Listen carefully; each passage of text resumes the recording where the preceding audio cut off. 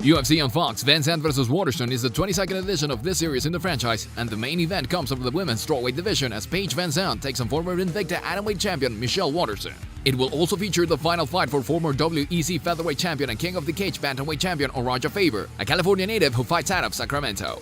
UFC on Fox 22 VanZant vs. Waterson is coming up Saturday, December 17th, 2016, time to be announced, at the Golden One Center in Sacramento, California, and you can watch it on Fox Sports.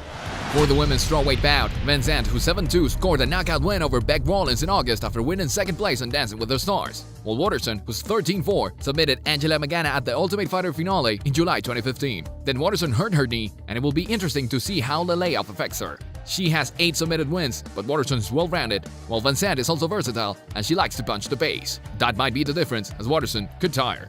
Our pick for this fight is VanZant. For the bantamweight bout, Faber, who's 33-10, has lost 2 in a row, but he will leave the UFC with a slew of records, including most bantamweight wins with 9. However, he has also lost 7 title fights, which will sting Faber, who is still an MMA legend.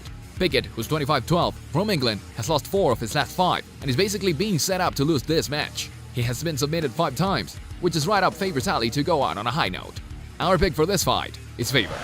For the welterweight bout, Northcutt, who's 8-1, bounced back from his first pro loss to beat Enrique Marin by unanimous decision in July, while Gall, who's 3-0, submitted CM Punk in September. Gall now has 3 first-round submissions to his name and is a solid up-and-comer, but you cannot take much from the Punk win as Punk made his pro debut and was not ready for grappling at all. Northcutt can handle himself on the mat and is also a top-shelf kickboxer. Our pick for this fight is Northcutt. For another welterweight bout, Joban, who's 14-4, has won 2 straight after a unanimous decision over Bilal Muhammad in July, and Perry, who's 9-0, continued his role as he stopped Danny Roberts in October.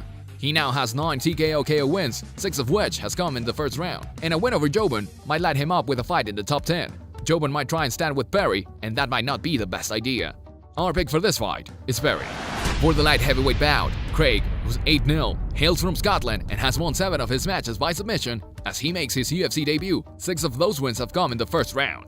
His Brazilian opponent, Da Silva, who's 12-0, has won 10 fights via TKO/KO, but he submitted Joaquim Christensen in October. Something has to give, and the edge goes to the big Brazilian. Our pick for this fight is Da Silva.